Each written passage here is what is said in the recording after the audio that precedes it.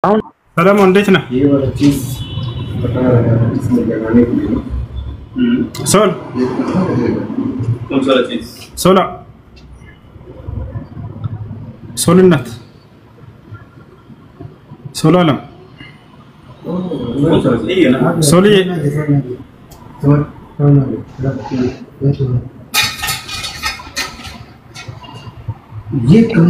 حسين يحيى قبز لجنة فولو أسترده فولو يلا لا شوف زي سولن مانو يحيى الفولو أدركت شيء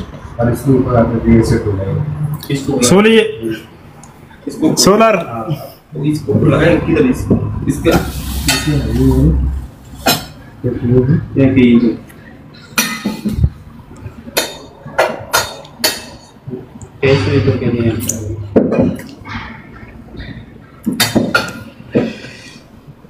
سولي سولمون سولا سولنت سولار السلام عليكم تفتحكم الله يسلمك الله يسلمك سيطان አዳምና ሔዋን ያፈወሳቸው ሰይጣን ነው አለ እውነቱን ነው ማስረጃ አለው አዳምና ሔዋንን ከገነት እንዲባረሩ ምክንያት የሆናቸው ሰይጣን ነው አለ የቀደመው ልጅ ክርስቲያኑ ጓደኛ እውነቱን ነው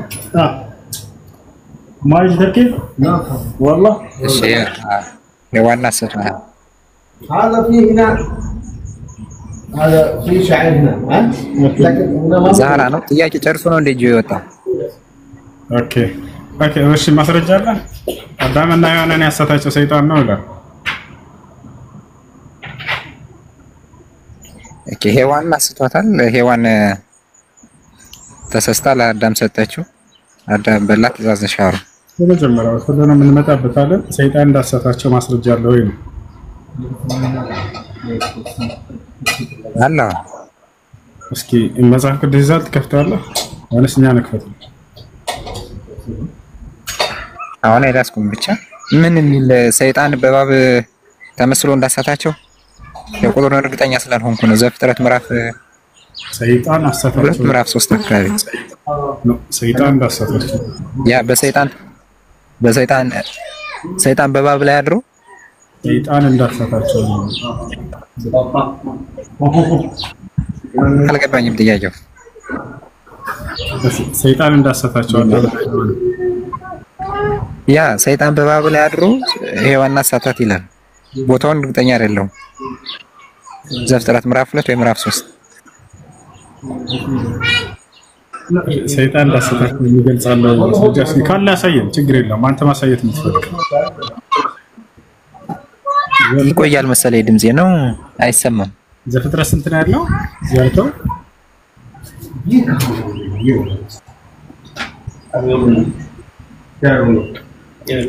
በስልምና ጥያቄ አለህ ና والله ድምጼ ይቆያል እንዴ ይሰማል ድምጼ ይሰማል እየቆየ መሰለኝ የሚደርስ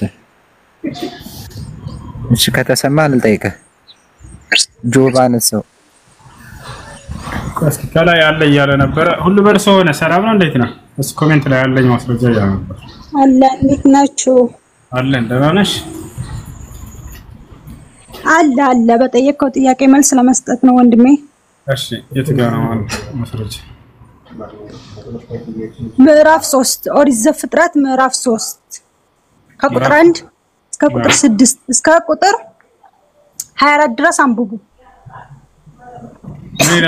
ምን ይላል እባቡም እግዚአብሔር ከፈጠራ ስማ እባብም እግዚአብሔር አምላክ ከፈጠረው ከምድር አውሬ ሁሉ ይልቅ ተንኮለኛ ነበር ሴቲቱንም በእውኑ እግዚአብሔር ከገነት ዛፍ ሁሉ እንዳትበሉ አዟል አላት ያኔ እርግጠኛ ለመሆን ማለት ነው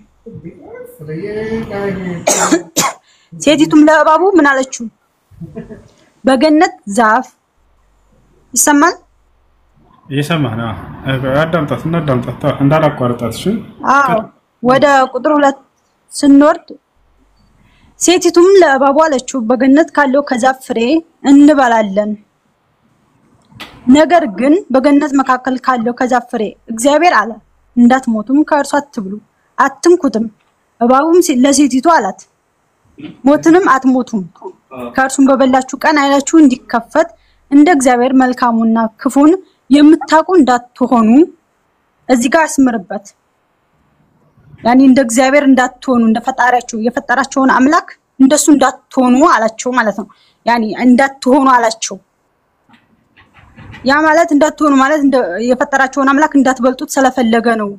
እንዳትበሉ ያላችሁ ዕውቀትን ስለሚያበራላችሁ ነው ብሎ አላቸው። እንደሳታቸው እኮ ግልጽ ነው።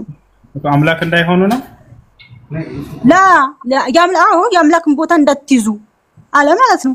አዳምና ሔዋን አምላክ እንዳይሆኑ የአምላክነትን ቦታ እንዳትይዙ ስለፈለገ ነው ብሎ ሰይጣን አሳታት ማለት ነው። በእባብ ተመስሎ የገባው ሰይጣን ቢበር ኑሮ አምላክ ብርማን ነው አይደል? አላት እኮ እንዲሳት አይደል እንዴ? እንዲሳሳቱ እኮ ነው ሰይጣን ሁሌ እንደዛ ነው የሚያደርገው እኮ።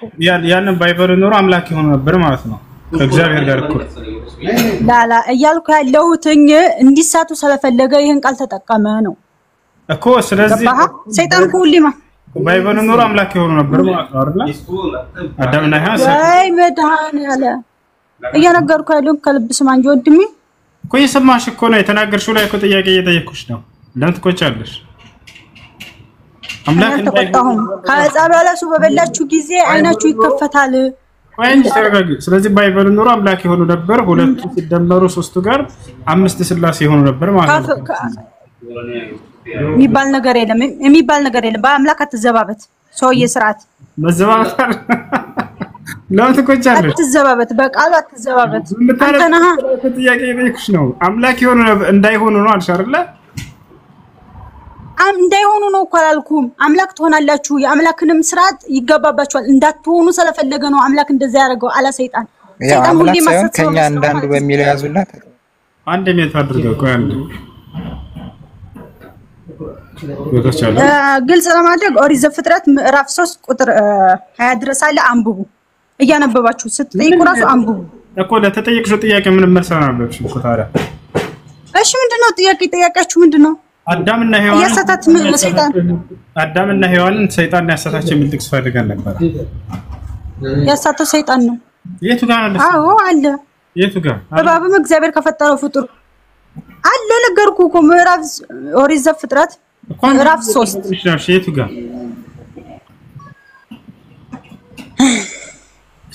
ነገርኩህ እኮ ሰይጣን በእባብ ተመስሎ ገባ። እሺ አሳየን። ምንም ካልቻልሽ አይደለም መጽሐፍ ገልጭ እያነበብኩ ነው የምናገረው። ሰይጣን አዳምና ሔዋንን ሰይጣን አሳታቸው የሚል ጥቅስ እስካሁን አልሰማሁም። እያነበብሽ ነው፣ እየጠበቅሽ ነው። ያው ጭራሽ ልንሰማ አልቻልሽም። የትንሣኤ ቀን እየቀረበ ነው። እሺ ተረጋጋ። ሴቱም ለእባብ አለችው በገነት ካለው ከዛፍ ፍሬ እንዳትበሉም፣ ነገር ግን በገነት መካከል ካለው ከዛፍ ፍሬ እግዚአብሔር አለ እንዳትሞቱም እርሱን አትብሉ አላቸው። እግዚአብሔር ያኒ ትእዛዝ ነው፣ የእግዚአብሔር የአምላካችን ትእዛዝ ነው ይሄ። አትብሉም አላቸው፣ አትንኩትም አላቸው። እባብም ለሴቲቱ አላት ሞትን አትሞቱም። ያኒ እባብ ነው እያለ ያለው ለሴቲቱ ማለት ነው። ከእርሱም በበላችሁ ቀን አይናችሁ ይከፈታል እንደ እግዚአብሔር መልካምና ክፉን የምታውቁ እንድትሆኑ እግዚአብሔር ስለሚያውቅ ነው እንጂ አላት። ያኒ መልካሙና ክፉን እንድታውቁ ስለሚያውቅ ነው እንጂ ብሎ ለማሳት ነው ይሄን ቃል የተጠቀመው እንጂ ሆነ ማለት አይደለም። ሰይጣን ለማሳት ይሄን ቃል ተጠቀመበት። እሺ ሴቲቱም ዛፉን ለመብላት ያማረ ምዕራፉማ ገና ነው። ሴቲቱም ዛፉን ለመብላት ያማረ እንደሆነ ለዓይኗም እንደሚያጎመጅ ለጥበብ መልካም እንደሆነ አየች። ምክንያቱም ያን እንድታይ ያደረጋት ሰይጣን ስለሆነ ማለት ነው። ክፉ መንፈስ እንዲገባባት አደረገ፣ በልቧ እንድታስበው አደረገ። ፍሬውን ወሰደችና በላች፣ ለባሏም ደግማ ሰጠችው፣ ለአዳም ማለት ነው። እርሱም ከእርሷ ጋር በላ። ተሳቱ። አለቀ አለ። አይበቃም? ለጥያቄ መልስ አይሆንም? ተሳቱ። ሰይጣን አሰተ። ሰይጣን አሰታች። አንተም በእባብ ተመሰለ፣ ሰይጣን በእባብ ተመሰለ አለ እኮ። አላረበብሽ እንደሱ የሚል ቃል የለም። ኢየሱስ።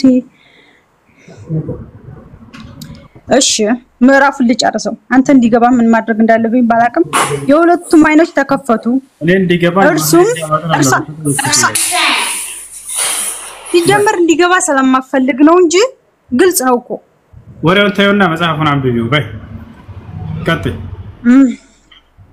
እሺ ምዕራፍ ቁጥር ስንት ላይ ነበርኩ የሁለቱም አይኖች ተከፈቱ እርሱም ራቆታቸው እንደሆኑ አወቁ እንግዲህ ከዛ በፊት ራቆታቸው ነበሩ ግን ያኒ በፈጣሪ እንትን ስለነበሩ አይናቸው አይታዩም ነበር ይታይ እግዚአብሔር ስራ ነው እንግዲህ ምንም ማድረግ አይቻልም እርሱም ቀኑ በመሸ ጊዜ እግዚአብሔር አምላካችን ድምጽ ከገነት ውስጥ ሲመላለስ ሰሙ አዳምና ሚስቱም ከእግዚአብሔር ከአምላክ ፊት በገነት ዛፍ መካከል ተሸሸጉ ስራቸው ስላሳፈራቸው ማለት ነው አዳምና ሚስቱ ነው ያለው እግዚአብሔር አምላክም አዳምን ጠርቶ ወዴት ሚስቱ የሚል ቃል ነው አይሰማት ገነት ውስጥ ባልና ሚስት ሆኖ መኖር ይቻላል ማለት ነው በክርስትና ይመላለሱ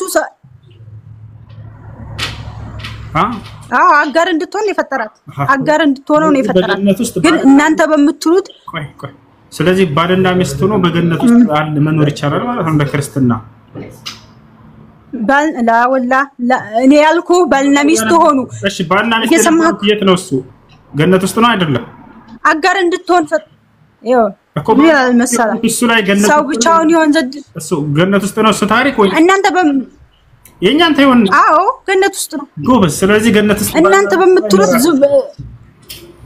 እናንተ በምትሉት በዝሙት መንፈስ አይደለም ብቻኛን ዝሙት ምናምን በኋላ ታወራለሽ ካንዴ ስለዚህ ባልና ሚስት ሆነው በገነት ውስጥ እንዲኖሩ እግዚአብሔር ፈቅዶላቸው ይኖሩ ነበር ማለት ነው ቀጥይ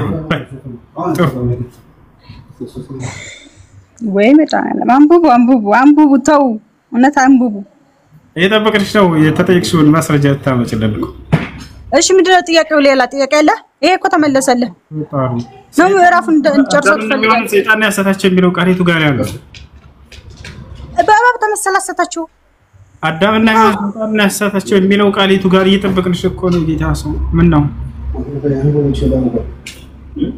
በእባብ ተመሰላሰታቸው ሰይጣን በእባብ ተመሰላሰታቸው የለም በጣም አዝናለሁ ስለዚህ ሰይጣን ምንም አይነት ጥፋት የለውም እንደ ክርስቲያን ምንም አይነት ጥፋት እንዳውም ሰይጣን በክርስትና ላይ ትልቅ ሁኔታ አለው ለኢየሱስ ክርስቶስ ምን ከተባለ የዓለምን መንግስታት ሁሉ ተረጋጊ ማራስ ጀምራ ተቆርጨነ እንዳዳመጥኩሽ ሰይጣን ድንቅ ተአምር ሰርቷል እንደ ክርስትና አንደኛ ሰይጣን እንደ ክርስትና አምላክ ነው የዚህ ዓለም አምላክ ማን ነው እስኪ ንገሪኝ የዚህ ዓለም አምላክ ክርስቶስ ጌታችን ሰይጣን ነው የዚህ ዓለም አምላክ ሁለተኛ ቆሮንቶስ ምዕራፍ 4 ቁጥር 4 ላይ ጳውሎስ የዚህ ዓለም አምላክ ዲያብሎስ ነው ይላል ያሰላም አንደኛ ነው ሁለተኛ ንገረኝ ምዕራፍ ንገረኝ ሁለተኛ ቆሮንቶስ ምዕራፍ 4 ቁጥር 4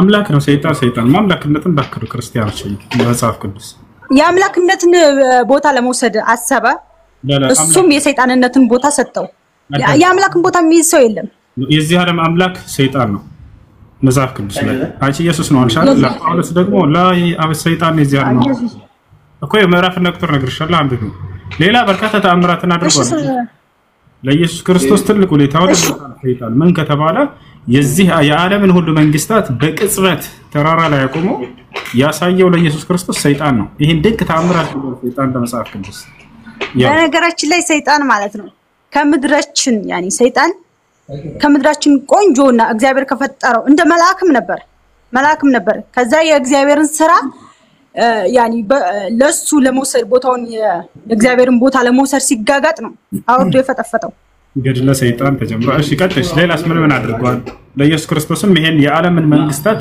አሳይቶታል አይደል በቅጽበት አሁን ከእንደገና እንትኑን ትነግረኝ ይቅርታ ምን ምዕራፉን አንተ ሰይጣን አምላክ ነው ብሏል መጽሐፍ ቅዱስ ያልክበትን ምዕራፍ ንገረኝ ሁለተኛ ቆሮንቶስ ምዕራፍ 4 ቁጥር 4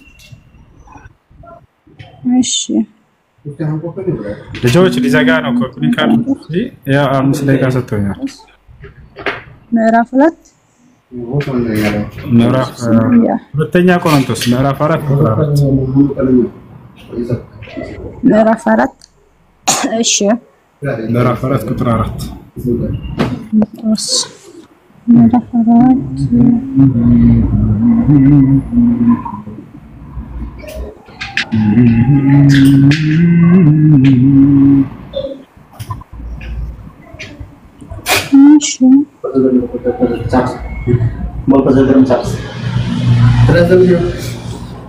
خلاص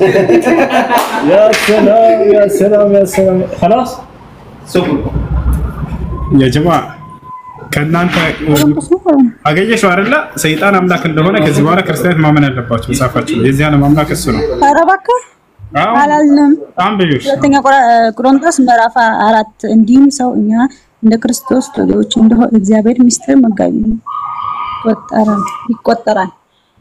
እንደዚህም ሲሆን በመጋቢዎች ዘንድ የታመነ እነሆ መገኛ ፈልጋለሁ። ነገር ግን በእናንተ ዘንድ ወይም በሌላ ሰው ዘንድ ብትፈርዱ ለእኔ ምንም አይደለም። እኔ በራሴ እንኳን አልፈርድም፣ በራሴ ላይም ምንም አላቅምና፣ ነገር ግን በዚያ አልጸድቅም። እኔ የሚፈርድ ቀን ጌታ ነው። ስለዚህ ሰይጣን ነው እንደዚህ የተናገረው። ኧረ እባክሽ አላገኘሽም። አንተ ግን አምላክ ነው ብለህ የአምላክነት ቦታ ሰጠኸው። ሁለተኛ ቆሮንቶስ ምዕራፍ 4 ቁጥር 4 ያው ኮሜንት ላይ ያስቀምጡልሽ። ሁለተኛ ቆሮንቶስ ምዕራፍ 4 ቁጥር 4 እሺ። ሁለተኛ ቆሮንቶስ ምዕራፍ 4 እንዴ እዛ ላይ ነው እኮ ያለው። ታዲያ እርግጠኛ ሆኜ የዚህ ምዕራፍ 4 ቁጥር 1 እዚህ ዓለም ገዢ ሰይጣን ነው። ደግሞ ሰይጣን አረጋችሁት። አምላክ ነው። አምላክ አይደለም ነው። በቃ ላሳይሽ። እሺ ከፍቼ አሳየኝ። እሺ እናንተ የጂኒ ወንድም አላችሁ ይላል። እንዴ አንተ የሰይጣን አምላክ አለ አይደል እንዴ? መጽሐፍ ቅዱስ ላይ ጳውሎስ ነው ያለው። ቆይ ላሳየህ ነው አንድ ጊዜ። አሳይ። ቆይ ላሳየህ። እሺ ቃሉ እንዳትዘባበት። መረጋጋት አብሽሪ። ሰው እንዴት እያወቀ ያጠፋል? በጣም እያወቁ እንዴት ሰው እያወቀ ሰው ያመልካል አይደለ? ትክክል ነሽ። ሰው እያወቀ እንዴት ሰው ያመልካል? ቀሪ ባላንተ ሰው የምሬን ነው። ኢየሱስ ክርስቶስ ቃላት ይዘባበት። ኮሜንት ላይ አስቀምጡ። አትደነቁም። በስራው ግን ያኒ ባታመልኩት ራሱ አትደነቁም። አምላክ ሰው ሆነ። በድንግል ማርያም ወደ ምድር መጣ። አምላክ ሰው ሆነ። አስቡት እንግዲህ እንደ ሰው ተመላለሰ። አምላክ ሰው ሆነ የሚል ጥቅስ መጽሐፍ ቅዱስ ላይ የለም። ማሽታዋቸዋል አስቡ። እሺ ኧረ እባክህ መጽሐፍ ያሻል። ስለዚህ አንተ የምታወራው መጽሐፍ ውሸት ነው ማለት ነው። የት ጋር ነው ያለው? አምላክ ሰው ሆነ የሚል ጥቅስ የት ጋር ነው ያገኘሽ? ማስረጃ ታሳያለሽ? አንብበው። እሱንማ ግዴታ ነው። ሁሉንም ማስረጃ እያነበብክ አይደል መጽሐፍ?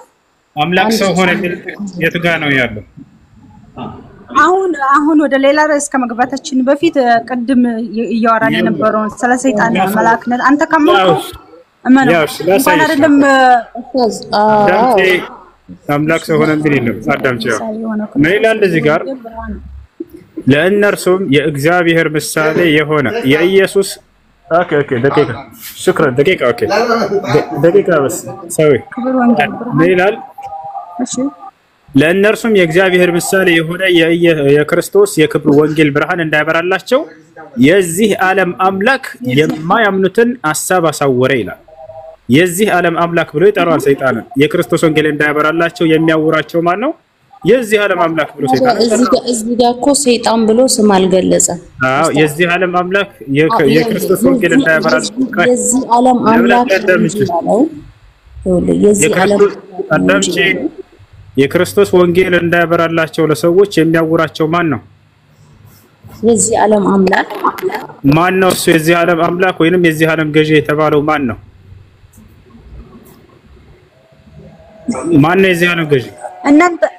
እናንተ እያልክ ያለው ሰይጣን ከአምላክ እኩል ታየ። በኦርቶዶክሶች ሰይጣን አምላክ ሆነ እያልክ ነው ያለው። አዎ አምላክ ነው። ያ የዚህ ዓለም አምላክ ተብሎት የዚህ ዓለም ገዢ የተባለው ዲያብሎስ እንደሆነ ሁላችንም ያውቃሉ። በጭራሽ የአምላክነትን ቦታ ተሰጥቶት እንደማያውቅ ብነግርህስ ናይል አሳይሽ። ኢየሱስ ክርስቶስን እንዳውም የዓለምን መንግስታት ሁሉ ያሳየው ሰይጣን ነው። በክርስቶስ ይበልጣል ሰይጣን። ይሄን አታውቅም? እንደ መጽሐፍ ቅዱስ ላሳይሽ ረፍ ጭራሽ ናይል አሳይሽ። ኢየሱስ ክርስቶስን ያው ዲያብሎስም ይላል ረጅም ወደ ሆነ ተራራ አውጥቶ የዓለምን መንግስታት ሁሉ በቅጽበት ያሳየው ይላል። ያው ለኢየሱስ ክርስቶስ የዓለምን መንግስታት በቅጽበት ያሳየው ዲያብሎስ ነው። እሺ አንድ ጥያቄ ያለኝ አሁን ያነበብኩት ምዕራፍ ታዲያ ኢየሱስ ክርስቶስ እኮ ጾም ጸሎት ተሰጥቶት በሰይጣን ሊፈተንበት ወደ ተራራ በወጣው ሰዓት ላይ ይፈተን ምን አልሽኝ? ይኸውልህ በመጀመሪያ ደረጃ እስኪ አንድ ያልገባኝ ነገር ምን አለ መሰለክ? በጣም ይቅርታ ጣልቃ ገባሁባችሁ። ያልገባኝ ነገር እግዚአብሔር በምድር ላይ ለሰይጣን ስልጣን ሰጥቶታል ወይስ አልሰጠውም? ምን አይነት ስልጣን?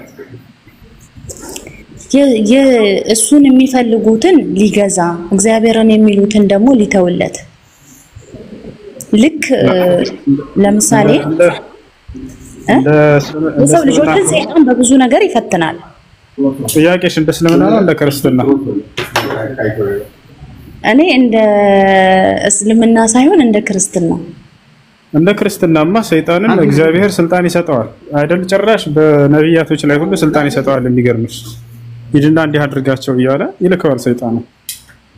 አዎ ትንቢተ ኢዮብ ላይ ለምሳሌ ኢዮብን በብዙ ፈትኖታል። ኢዮብን ያልፈነው ሰይጣን ያለው አሳልፎ የሰጠው ኢዮብን ማን ነው? ለዲያብሎስ እግዚአብሔር። አዎ ያን ግን ያደረገው እግዚአብሔር ለምንድን ነው? ኢዮብ ለእግዚአብሔር የሚታዘዝ በእጅጉ እግዚአብሔርን የሚፈራ ባሪያ ስለሆነ እግዚአብሔርን ስለሚታዘዘው የሱን ጥንካሬ ለማሳየት ነው። ገብቷል አይደለ? ሙሉ መጽሐፉን ስታነበው አለፍ ሲል ሰይጣን ኢዮብን አየ ይላል መጀመሪያው ምዕራፍ ላይ ማለት ነው። ከዛ ምን አደረገ? ባሪያዬ ኢዮብን ለምን አየኸው ሲለው እስኪ ትንሽ እንድዳስሰው ፍቀድልኝ ይለዋል። ፍቀድልኝ ሲለው ያሉትን ሀብቶች ቀስ በቀስ እያለ ሁሉንም ነገሮች ወሰደበት ሰይጣን። ግን ኢዮብ ደግሞ በእግዚአብሔር ላይ መዘባበት አልቻለም ነበር። እግዚአብሔርንም ደግሞ በፊቱ ቆሞ መስደብ አልቻለም። ምክንያቱም በእምነቱ ጠንካራ ስለሆነ ማለት ነው። ግን እኔ አሁን እዚህ ጋር ያልገባኝ ነገር እግዚአብሔር በምድር ላይ ሰይጣንን የሰው ልጆችን እንዲገዛ ስልጣን ሰጥቶታል ወይስ አልሰጠውም? እንዲገዛ ማለት ነው። ለምሳሌ ሰይጣን አንተ ያው ሰይጣን በብዙ መንገድ ያሳስተሃል። እሱ መጣው ወደሱ ከሄድ የዚህ ዓለም ገዢ ወይንም አምላክ ተብሎ ሊገለጽ በፍጹም አይገባም። እሱ የተገለጸ ነው ከተባለ መጽሐፍ ቅዱስ ላይ ነው። እንደ መጽሐፍ ቅዱስ የዚህ ዓለም አምላክ ወይንም የዚህ ዓለም ገዢ ተብሎ ተገልጿል። እንደ ቁርአን ግን እንደ እስልምና እንደዛ የሚባል ሂሳብ የለም። ሰይጣን የተባረረ የተረገመ እሺ በእስልምና ስልጣን አልተሰጠውም። ለስልጣን እነ ዒባዲ ለይሰ ለከ ዐለይሂም ሱልጣን ብሎታል አላህ። ለኔ ባሪያዎች ላይ አንተ በፍጹም ስልጣን የለህም ተብሎ ተገልጿል። ቢዘያ ምንድነው ጌታ አምላክ ተብሎ በፍጹም አይገለጽም በእስልምና። ለክርስቲና እኛ ጋር ምን አለ መሰለህ? ነፃ ፍቃድ አለ። ነፃ ፍቃድ መፍቀድ ምንድነው? አንድ ሰው ሲጨርስ ከዛ ይደዋላችሁ ታልካንት ናት። እሺ እህታችን አውሪ። ይኸውልህ እኔ እኮ አሁን እያልኩት ያለሁት ለምሳሌ ያው የኢዮብን ታሪክ ስታየው በብዙ በሰይጣን ተፈትኗል። እግዚአብሔር በሰው ልጆች ላይ ስልጣንን ሰጥቶታል። ይሰማሻል? አንደዚህ ይሰማል? እሺ ይሰማኛል። እሺ አምላክ ይፈተናል አይፈተንም? አይፈተንም። እንዴት ነው የሚፈተነው አምላክ? በጣም ጥሩ። ኢየሱስ ክርስቶስ ተፈትኗል። ስለዚህ አምላክ አይደለም። እሱን አይደለም ለማለት ማስረጃ ፈልጋለሁ። ሌላ ሳይስ አምላክ አይፈተንም ብለሽኛል። አይፈተንም። ኢየሱስ ክርስቶስ ደግሞ ተፈትኗል። ሌላ ሳይስ ለዚያም በዲያብሎስ ነው የተፈተነው ለ40 ቀን ያክል። ያ ምን ይላል እዚህ ጋር? ኢየሱስም መንፈስ ቅዱስ ሞልቶበት ከዮርዳኖስ ተመለሰ። በመንፈስም ወደ ምድረ በዳ ተመርቶ 40 ቀን ከዲያብሎስ ተፈተነ። 4 ነጥብ።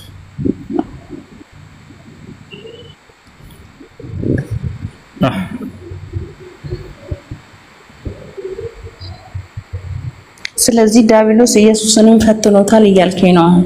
አዎ መጽሐፉ ይላል።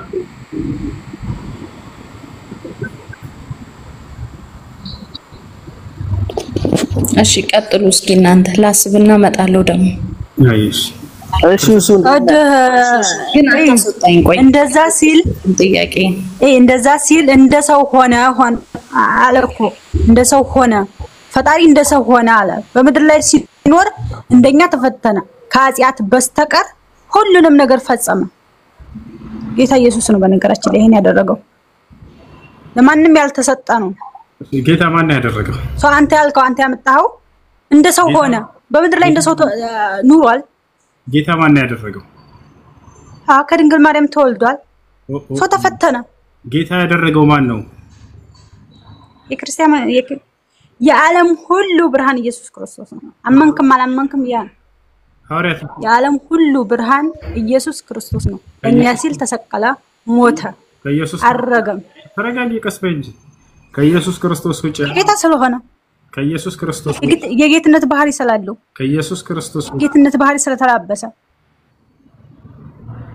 ከኢየሱስ ክርስቶስ ውጪ ዓለም ብርሃን አለ የለም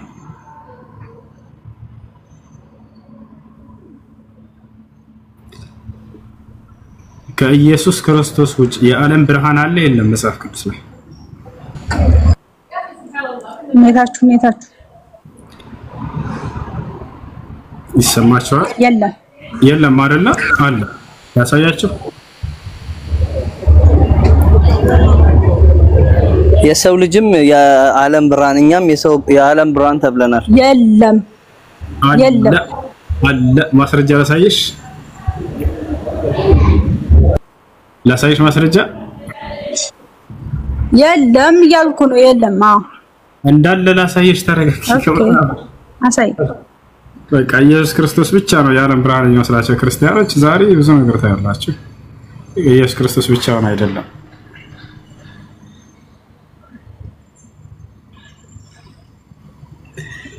እሺ ሐዋርያቶች ሁሉ የዓለም ብርሃን ናቸው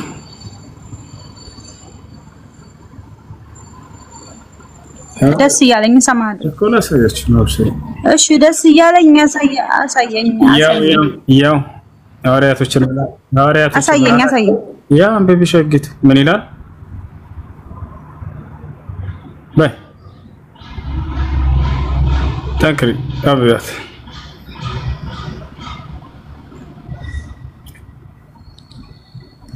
እየው የዓለም ብርሃን ሲባል በስንት ከፋፍለኸው ነው የዓለም ብርሃን ሲባል ምንድነው ትምህርትን የገለጹ ስለዚህ የእግዚአብሔርን አምላክነት የሰበኩ አንድ ኢየሱስ ክርስቶስ ብቻውን አይደለም አይደል የዓለም ብርሃን ብቻውን ነው ሌላ የለም ስላልሽ ነው የለም አሁንም ቢሆን የፈጠረን እሱ ነው የሚያኖረንም እሱ ነው አንተንም ራሱ የሚያኖርህ እሱ ነው ማን ነው ቃሉ ምን ይላል አሁን ስብከት እናንተ የዓለም ብርሃን ናችሁ ሲል ለሰው ብርሃን ሆናችሁ ከጨለማ ወደ ብርሃን አመጣችኋቸው ሰበካችሁ ለማለት ነው በጣም ጥሩ ስለዚህ የዓለም ብርሃን ኢየሱስ ክርስቶስ ብቻ አይደለም ከላይ ሲመልስልሽ ነበር ልጅ እሱ ብቻ ነው ወይ ስል አይደለም እያለ ነበር አንቺ ደግሞ አይስ ብቻ ነው አልሽ ክርስቲያን ናቸው ግን ይለያያሉ ተማንኛም እሺ ቀጥሉ እሺ አረ ምንም ክርስቲያን ነን አንለያይም ኢየሱስ ደም አንዳችሁ በጣም ጥሩ አለመረዳት እሺ አለመረዳት ነው እሱ አንተ ብርሃን የሚለውን ነገር በስንት አይነት መንገድ ነው የምታየው ኢየሱስ ክርስቶስ አምላክ አለው ወይንስ የለው አምላክ አለው በጣም ጥሩ አምላክ አለው ማለት ትክክል ነው ይሄ ልጅ ከታች ያለሽ ማሚያለሽ አምላክ አለው ኔትወርካችሁ ብዙ አይደለም አምላክ አለው ያ እኔ ወደ አምላኬና ወደ አምላካችሁ እሄዳለሁ ብሎ አምላክ አለ ያለው ያ ከላይ ያለው እቺ አይደለም አምላክ አለ ያለው ማን ነው ከላይ ነው የትኛው ምዕራፍ ላይ ነው አምላክ አለ ያለው ማለት ወሱ እድሉን አሰጠኝም ሰጣችሁ እኮ ያው ቤታችን ነው አክቹሊ ያው አምላክ ያለ ነው የትኛው ነው እያለች ነው እየጠየቀችህ ነው ማስረጃ ሳየኝ አምላክ አለው ያልክበትን እያለችህ ነው እሺ እቴ ምን አለ መሰለሽ አንቺ ያልቻለሽ ነገር ልክ ቢሆንም ግን ልክ አይደለሽም ምክንያቱም ኢየሱስ ክርስቶስ እሱ ፍጹም አምላክ ፍጹም ሰውነቱ ረስተሻል በሰውነቱ ተፈትኗል እርሱ ምንድነው አምላክ ነው ኢየሱስ ክርስቶስ በአንድ ነገር አይደለም የተገለጠው በሁለት ነገር ነው እሱ ሙሉ በሙሉ 100% አምላክ 100% ሰው ሆኖ ነው የተገለጠው አምላክ ሰው ሆነ ቃልም ስጋ ሆነ ስለሚለን መጽሐፍ ቅዱስ ቃል ምን ሆነ ስጋ ሆነ በሰውነቱ ምን አለው አምላክ አለው ወደ አምላኬና ወደ አምላካችሁ ሄዳለሁ አለ የጌታ የኢየሱስ ክርስቶስ አምላክና አባት ይለናል እነ ጳውሎስ የጻፉልን መጽሐፍ ላይ ስለዚህ አንቻውን መረዳት ያለብሽ ኢየሱስ ክርስቶስ ምንድነው የዚህ ሰውነቱ ምንድነው ይሄ ሰውነቱ ፍጡር ስለሆነ በዚህ ሰውነቱ በዚህ ኔቸሩ ምንድነው አምላክ አለው እርሱ ግን ምንድነው አምላክ ነው ስለዚህ ያ አምላክነት ሰውነቱን ሳይበልጥ ያ ሰውነቱ አምላክነቱን ሳይሽር ተስማምቶ ይኖራል ብላ ኦርቶዶክስ ታስተምራለች እና ይሄንን ነገር መዘንጋት የለብሽ እሺ አንተ ልጁ ትክክል የተናገረው ስጋው የተፈጠረ ስጋ ነው ሁላ ብሎ ተናግሯል ሰምተሻል አይደለ የኢየሱስ ክርስቶስ ስጋ ፍጡር ነው እንደገና አምላክ አለው ትክክል ባትሆኝም ትክክል ነሽ ተብለሻል ፍጹም ትክክል ነሽ ፍጹም ትክክል አይደለሽም በዚያ ላይ ስጋው ፍጡር ነው ስጋው ፍጡር እንደሆነ እየነገራችሁ ነው ማሻአላህ እሺ ክርስቲያኖች ወላሂ ይሻሻል ነው ክርስቲያኖች ስጋው ፍጡር እንደሆነ ከሰዎች ጋር ተስማምቷል አመሰግናለሁ እሺ ምንድነው ሁሱ ስጋው ፍጡር ነው ሁሱ ኦርቶዶክስ በሚረዳው መንገድ ስለማትረዳው ነገር እኮ ነው ማለት አንዴ መረጋጋት እኮ ነው ማለት ስጋ ፍጡር ነው አይደል ራሱ መረጋጋት ያን ስጋውን ኢየሱስ ክርስቶስን ማን ነው የፈጠረው ራሱ ነው የፈጠረው ወይንስ ሌላ አካል ነው የፈጠረው እስኪ መልሱ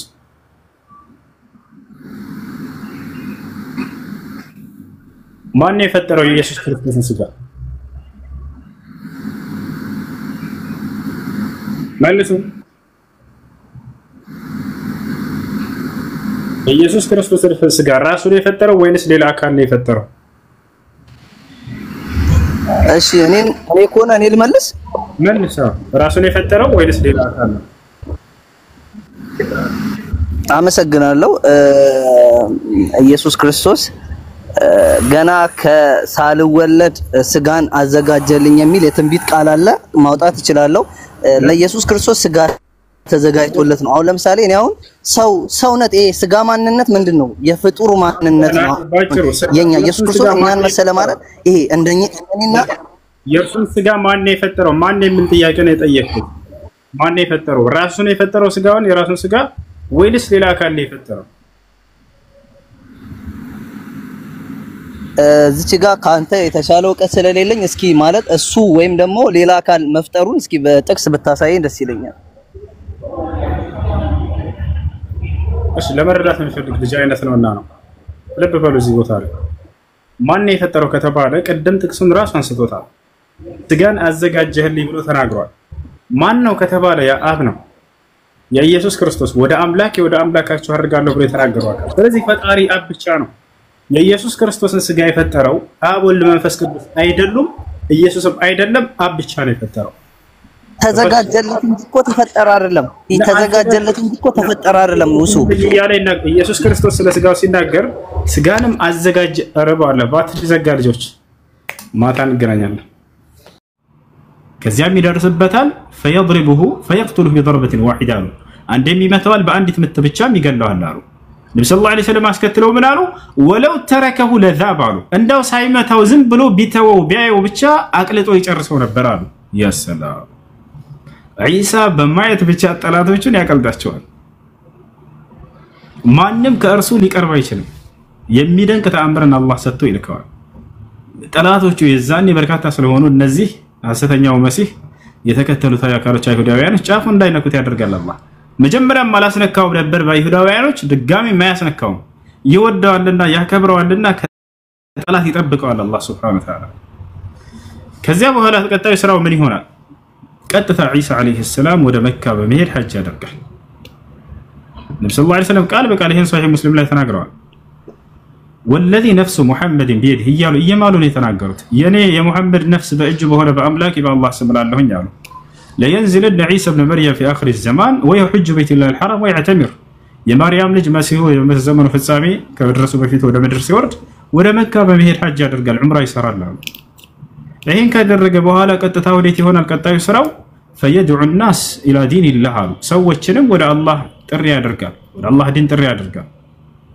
ማንንም የዛን ምድር ላይ አይሁድ ወይንም ክርስቲያን አይኖርም የሚያምን ቢሆን እንጂ ብሎ ቃል በቃል አላህ በቁርአን ላይ ይናገራል وإن من أهل الكتاب إلا ليؤمنن به قبل موته የዛኔ አንድም የመጽሐፍ ባለቤት በምድር ላይ አይኖርም እርሱ መሲሁ ከመሞቱ በፊት የሚያምኑ ቢሆን እንጂ አለ ሁላቸው የሚያምናሉ አንድ የሚቀር የዛኔ ዒሳ ምን ያስተምራል ከተባለ ቁርአንና ሐዲስ ነብዩ ሰለላሁ ዐለይሂ ወሰለም فيؤمكم بكتاب الله وسنته የዛኔም የምድርን ሰው ሁሉ እንዳለ በቁርአንና በሐዲስ ያስተዳድራቸዋል አሉ። በመሲሁ ህግና መሲሁን ይከተላል ሁሉ አያችሁ ጠላቶችን ያሸንፋል ኢሳ አለይሂ ሰላም። ጠላትንም ሁሉ ካሸነፈ በኋላ የዓለም ህዝብ ሁሉ ለመሲሁ ከታዘዘ በኋላ ሁሉን ለአንዱ አምላክ እንዲገዙ ካደረገ በኋላ የምድር ሰዎችን ሁሉ አማኝ አድርጓቸው ለአላህ Subhanahu Wa Ta'ala ብቻ የዛኔ ፍጻሜ ይሆናል ይሞታል። ሁሉን ከታዘዝ ካደረገለት በኋላ ከታዘዙለት በኋላ ሁሉም ለመሲሁ ታዘዛሉ ይዛሉ ወታቻላ መሲሁም የሚያዘው በማን ህግ ነው? በአላህና በመልእክተኛው በቁርአንና በሐዲስ ይመራቸዋል ብለው ተናገሩ። እርሱም አንድ የቁርአንና ሐዲስ ተከታይ ይሆናል። ከዚያም በኋላ ሰዎችንም ወደ ቁርአንና ሐዲስ ሰዎችን ይመራል። የዛኔ አንድ የነብዩ ሰለላሁ ዐለይሂ ወሰለም ኡማ ከተወለዳቸው አንድ ተወለዳቸው ይሆናል። እርሱ የነብይነቱን ማዕረግ እንዳለ ሆኖ ማለት ነው። ወታቻላ ነብይነቱን አልተነጠቀም። ያን ማዕረጉን እንደሰጠው በዘመኑ ነብይነቱን ዘመን አሳልፏል። አሁን ሲመጣ ግን ዳግም የኩኑ ዋሂድ ምን አትባዕ ነብዩ ሰለላሁ ዐለይሂ ወሰለም አንድ የነብዩ ሰለላሁ ዐለይሂ ወሰለም ተከታይ ሆኖ ነው የሚመጣው። የሚመራውም እርሱ ነው። የዓለምን ህዝብ ይዛል ሁሉንም ለአንዱ አምላክ ብቻ እንዲገዙ ያደርጋል። የዓለም ህዝብ ሁሉ ያምናል። የዛኔ فلا يبقى في زمانه الا الاسلام አሉ ነብዩ ሰለላሁ ዐለይሂ ወሰለም ሷሂህ በሆነ ሐዲስ ላይ በእርሱ ዘመን ከኢስላም ውጭ ሌላ ማንም እምነት አይኖርም እዚች ምድር ላይ ለአንዱ አምላክ ብቻ እንዲገዙ ያደርጋል። የዛኔ ሲያስተዳድር ጊዜ ታዲያ መሲሁ ጸጋ ሁሉ እንደሚትረፈረፍ ተናገሩ። ከፋቻ ጸጋ በጣም ይትረፈረፋል ወይ يفيض المال አሉ መሲሁ የዓለም መሪ ይሆናል። የዛኔ እሱ በሚመራ ጊዜ ጸጋን ያትረፈረፋል መሲሁ አሉ። አንድ መሪ ፍትሃዊ ከሆነ የሀገር መንግስት አይታቸዋል በሙስና በመናምን የተጨመላለቀ ካልሆነ ለሀገሪቱ ያለውን ገንዘብ ምንም ሳይሰስት የሚሰጣቸው ከሆነ እኮ አንድ ድሃ አይኖርም። ታውቃላችሁ መሲሁ የዛኔ ስለ ምድራዊ ህይወቱ የሚኖር ነብይ አይደለም። እሱ ያለውን ጸጋ ሁሉ ለዓለም ያትረፈረፋል። በሱ ዘመን አንድ ድሃ አይኖርም አሉ ነብዩ ሰለላሁ ዐለይሂ ወሰለም። አንድ ድሃ አይኖርም አሉ። በአንድ ሐዲስ ላይ በምሳሌ ሲናገሩ ምን አሉ? ተሰደቁ قبل ان ياتي على الناس زمان يخرج الرجل بصدقته فيرجع ولا يقبله احد አሉ። መጽዋዕትን አድርጉ ከወዲሁ አሉ ነብዩ ሰለላሁ ዐለይሂ ወሰለም። ወደፊት የዘመኑ ፍጻሜ ከመድረሱ በፊት የሆነ ጊዜ ከመምጣቱ በፊት አሉ። በዚያም ጊዜም ባለጸጋዎች ጸጋቸውን ይዘው ወጥተው ለድሃ መጽዋዕት ለመስጠት ወጥተው የሚቀበላቸው ድሃ አጥተው ገንዘባቸውን ወደ ቤት ይዘው የሚመለሱበት ጊዜ ሳይመጣ በፊት አሉ። በጆንያ ተሸክሞ ሰው ሰደቃ ለመስጠት መጽዋዕት ለመስጠት የሚወጣበት ጊዜ አለ። ወታች አለ አይደል? የዛኔ ግን ያንን የሚቀበለው ሰው አጥቶ ይመለሳል። ይሄ ሰው ማን ነው የሚቀበለኝ? የለም የሚፈልግ የለም። ሁሉም ሰው ሀብታም ነው፣ የሚፈልግ የለም። ወርቅ በደጅ ነው፣ ብር በደጅ ነው፣ ሀብት በደጅ ነው። ማን ነው ያንን የለቀቀባቸው ከተባለ መሲሁ ነው። ነብዩ ሰለላሁ ዐለይሂ ወሰለም የዛኔ ሲያስተዳድር እርሱ ويفيض المال ገንዘብንም ይለቃል ለትውልድ አሉ። አንድ ድሃ እንዳይኖር ያደርጋል በምድር ላይ። ምክንያቱም ለምድራዊ ህይወት የሚኖር አይደለም መሲሁ። ለራሱ የሚሰበስብ አይደለም፣ ለራሱ የሚያካብት አይደለም። ገብታችኋል አይደል? ነብያችን ሰለላሁ ዐለይሂ ወሰለም ይሄን ተናግረዋል በትንቢታቸው ላይ። ከዛ በኋላ ምን ይሆናል ከተባለ የእጁጅና ማእጁጅ ይነሳሉ። የዛኔ የእጁጅና ማእጁጅ እነሱም ከበኒ አደም ናቸው፣ ከአደም ልጆች ናቸው። እነሱ ይነሳሉ። ከዚያ በኋላ ዒሳ አለይሂ ሰላምን አላህ ሱብሓነሁ ወተዓላ ራእይ ያወርድለታል። ምን ይላል? ያ ዒሳ ይለዋል፣ አንተ ዒሳ ሆይ ኢነሁ ኸረጀ ሊየ ዒባዱን መን ላ ዩዳኒህም አሐዱን ገይሪ ፈህሩብ አንተ ወመን መዐከ ኢላ ጀበል ሲና ይለዋል። አንተ ዒሳ ሆይ ከእኔ በስተቀር ሌላ ማንም ኃይል ሊመክታቸው የማይችሉ ኃይሎች ወጥተዋልና ተነስተዋልና አንተም አማኞችም ሁሉ ወደ ሲና ተራራ ሽሹ ይላቸዋል። ዒሳ አለይሂ ሰላም የዛኔ ትውልድን ሁሉ ይዞ ወደ ሲና ተራራ ይሄዳል። እየሄደ ያለ ዱዓ ያደርጋል። ከእርሱ ጋር አማኞችም ዱዓ ያደርጋሉ። አምላካችን አላህ ሆይ እነዚህን ካንተ በስተቀር ሌላ ማንም ሊመክታቸው የማይችሉ ኃይሎችን የእጁጅና ማእጁጅን አጥፋልን ብለው ይማጸኑታል። ዒሳን አላህ ሱብሓነሁ ወተዓላ ይሰማዋል ዱዓ። ወዲያውም እነዚያን የእጁጅና ማእጁጅ ፈዩህሊኩሁም አላሁ ፊ ለይለቲን ዋሂዳ በአንዲት ሌሊት አላህ ይጨርሳቸዋል፣ ያጠፋቸዋል። ይላቸዋል። ከዚያ በኋላ እነሱ ይጠፋሉ። ፈዩርሲሉ ላሁ ዐለይሂም ያዕኒ ዱደተን ከዛ ይጠፋሉ። እነዚህ ከጠፉ በኋላ አላህ ሱብሓነሁ ወተዓላ ወፎችን ይልክ ያስነሳል። አንገታቸው ረጃጅም የሆኑ እነዛ ይሄዱና እነዚህን የእጁጅና ማእጁጅ አንስተዋቸው ወደ ሆነ ቦታ ይጥሏቸዋል።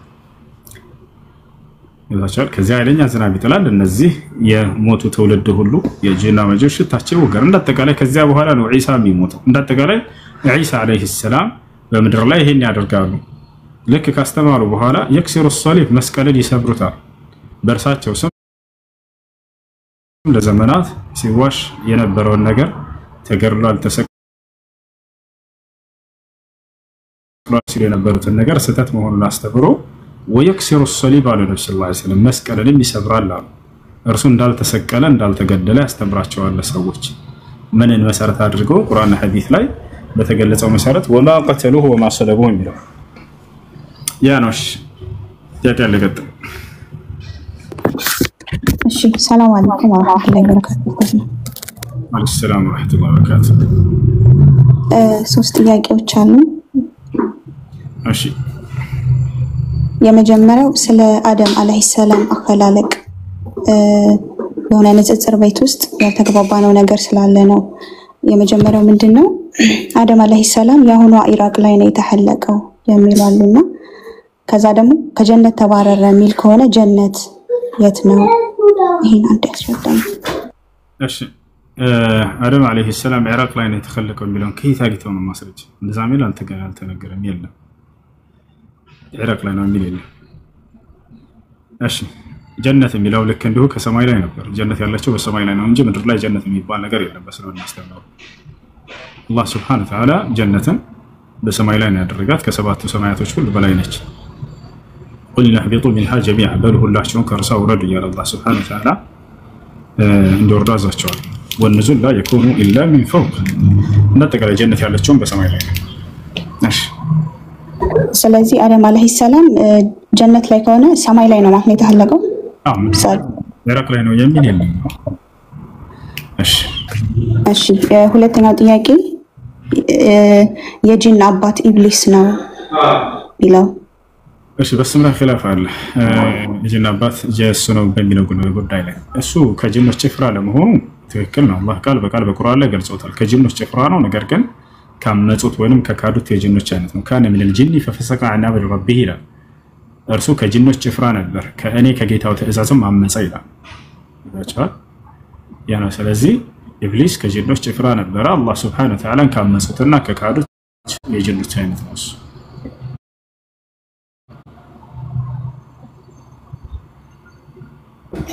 እሺ ሶስተኛው ጥያቄ የነብዩ ሰለላሁ ዐለይሂ ወሰለም ሚስቶች 11 ናቸውና ማርያቱ ቅጥያ ደግሞ ከ11ዎቹ ውጭ ነችና ይሄ ነገር እንዴት ይታያል? እሺ ማርያም ቅጥያ በሰው ጉዳይ ላይ ኺላፍ አለ በዑለሞች መካከል። በዑለሞች መካከል ኺላፍ አለ። ሚስት ናች ያሉም አሉ። ሌሎች ደግሞ አይ እሷ መልክ የሚን ነች ያሉ አሉ። ነገር ግን መልክ የሚን ብትሆንም ራሱ በማግባት ደረጃ እንደሆነ የሚያዙት አላህ በቁርአን ላይ ይናገራል። በሱረቱ ኒሳ ላይ ታገኛለሽ። ቁጥር 26 ምናምን አካባቢ ላይ ومن لم يستطع منكم طولا أن ينكح المحصنات المؤمنات فمما ملكت أيمانكم من فتياتكم المؤمنات ይላል። ስለ መልክ የሚን አግባቸው እያለ ይናገራል ቃል በቃል። መህር ስጧቸው እያለ ሁሉ ተናግሯል። እሺ ኦኬ እንደዛ ከሆነ ለምን 11 ውስጥ አልተካተተችም? እኮ ያልኩኝ ነው በዑለሞች መካከል ኺላፍ አለ። መጀመሪያ በነባ አዳምጪሽ። ነገር ግን ትክክለኛው ከሆነ መልከል የሚን የሚለው 11 ቁጥሩ ላይ ለምን አልተካተተችም ከሆነ እሱ ላይ አይደለም። መልከል የሚን በምን መልኩ ነው ቁርአን የገለጻቸው ከተባለ ሚስት ብሎ ቃል በቃል ገልጿቸዋል። ይካተታሉ ከነሱ መካከል። እሺ እና መልከል የሚን እንዴት እንደሚያዙ ቃል በቃል በቁርአን ላይ አላህ ተናግሯል። ሱረቱ ኒሳ ምዕራፍ 4 ቁጥር 26 ላይ ሄደሽ ማመት ትችላለሽ። አግባቸው እያለ ጋብቻ ብሎ ገልጾታል። ከነርሱ ጋር የሚደረገውን ህይወት ማለት ነው። እሺ ስለዚህ ባትካተትም ያው ሚስት ናት ብለን ነው የምንወስደው አይደል? ጀዛከላሁ ኸይረን ኡስታዝ። ይሰማል? ጥያቄ ነበረኝ። እሺ ቁርአኑ መቼ ነው የወረደው? በነብዩ ሰለላሁ ዐለይሂ ወሰለም ነብይነት ጊዜ በዛ ጊዜ ነው የወረደው? እሺ ከዛ በፊት የነበሩ ሙስሊሞችስ በምንድን ነበር የሚተዳደሩት? በየጊዜያቸው ይወርድላቸው ነበር ቁርአን። ለማን ወርዷል? ለሙሳ ተውራት የሚባል ቁርአን ወርዶለታል። ለኢሳ ኢንጂል የሚባል ቁርአን ወርዶለታል። ለዳውድ ዘቡር የሚባል ቁርአን እሺ አሁንና እነዛ መጽሐፎች አሉ። እሺ አስተምሮታቸው አለ በሙሉ በመጨረሻ ዘመን ነብይ በነብዩ ሰለላሁ ዐለይሂ ወሰለም ላይ ባወረደው ቃል ላይ የነዚህን የሶስቱንም የሌሎችን ነብያት ሁሉ አስተምሮታቸውን የሰጣቸውን አስተምሮ እዚህ ላይ ስብስብ አድርጎ ሰጥቶና ገልጾላቸዋል ይገኛል ቁርአን ላይ። እሺ ተበርዟል የሚባሉት መጽሐፎች እነሱ ናቸው ተውራትና እንጂሎች በጽሁፍ ደረጃ እንግዲህ እነዛ የተሰጧቸው የነበሩት ለጊዜያቸው ሊጠብቋቸው አልቻሉ። ነገር ግን አምላክ እነዚያን ያወረዳቸውን ቃላቶች ያውቃቸዋልና በዚህ በቁርአን ላይ ትምህርታቸው ምን እንደነበረ ገለጻቸው። ሙሴ ያስተማረው ምን እንደነበር እናውቃለን። አሁን ኢሳ ያስተማረው ምን እንደነበር እናውቃለን። ዳዊት ያስተማረው ምን እንደነበር እናውቃለን። በሙሉ ቁርአን ላይ አላህ Subhanahu Wa Ta'ala ለነቢያት የገለጠው አምላክ አስተምሮታቸውን የሰጣቸው አካል ዛሬ ገለጠው በመጨረሻ ዘመን ነብይ ላይ። እሺ አሁን እዚህ ጋር ጥያቄ ምንድነው መሰለ ወንድሜ ሁሱ አሁን እንደነገርኩኝ ቅዱስ ቁርአን የወረደው ለመሐመድ ነው። ስለዚህ ለመሐመድ ከወረደ ከመሐመድ በፊት ደግሞ ቀድሞ የወረዱ ሁለት መጽሐፎች ነበሩ። እነሱም በሙሴና በኢየሱስ ክርስቶስ ነው ብለኛል በእኛ አስተምሮ ማለት ነው። እኛ ደግሞ መሐመድን ነብይ ነው ብለን አናምንም። ስለዚህ አሁን በመሐመድ ላይ የተጻፈውን መጽሐፍ እንዴት ብለን እንቀበለዋለን? ምክንያቱም ወረቀቱ እስካልተገኘ ድረስ። ሲቀጥል ደግሞ ቀድሞ የወረዱት መጽሐፍ የተበረዙ ለመሆናቸው ምን ማስረጃ አላችሁ? ነብይ ነው ብለን አናምንም ማልከሽ። ነብይ አንድ ነብይ የነብይነት መስፈርቶች መቼም ስለምታውቅ ነው ነብይነታችን አልተቀበልከው። አንድ ነብይ ነብይነት የሚያሰኘው ስንት መስፈርቶች ሲሟሉበት ጊዜ ነው እንከና? አይ አላውቅም። እስኪ ንገረኝ። አታውቅ? እንዴት ነው ነብይነትን አልተቀበልም ማለት አይከብድም? እንዴት ነው እሺ ነብያቶችን የተቀበልካቸው መጽሐፍ ላይ መስፈርትህ ምንድነው? አይ ቢያንስ ይሄኛው ስለ ኢየሱስ ክርስቶስ እንደማይሰብክ አውቃለሁ። ኢየሱስ ክርስቶስ ተሰቅሏል ብሎ እንደማያምን አውቃለሁ። መሐመድ ተሰቅሏል ብሎ ያምናል? ከእንደዛ ካለ አሳየኝ እስኪ። ወይ አንዴ ክርስቶስ መሆኑን ያምናል እንዳያምንም ነው ዋናው መስፈርት እሱ ነው። ተሰቅሏል ብሎ ያምናል? ወደሱ እንመጣለን። ነገር ግን ያ አካል ክርስቶስ ነው የሚለውን ያምናል ቁርአን። ኦኬ ችግር የለውም። እኔ እሱ አላጣላኝም። አሁን ምንድነው ልጠይቀው የፈለኩት እነዛ መጽሐፍቶች ኢየሱስ ጋቸው ማስረጃ አለ ወይ እኮ? ነብይነቱን ያልተቀበልክበት ምክንያት ስለህ ምክንያት የነብይነትን መስፈርት አታውቅም ጭራሽ። ግን ነብይነትን አልቀበልም አልክ። ጥሩ እሺ ነብያቶችን መጽሐፍ ቅዱስ ላይ እንዴት ተቀበልካቸው? መስፈርትህ ምንድነው? አታውቅም። ታዲያ እንዴት የነብይነትን መስፈርት ሳታውቁ የነብይነትን አካል ይሄን አልቀበልም ይሄን እቀበላለሁ እንድትሉ ያደረጋችሁ ነገር ምንድነው? ስለተነገራችሁ ብቻ ነው? መስፈርቶችን አታውቋቸው?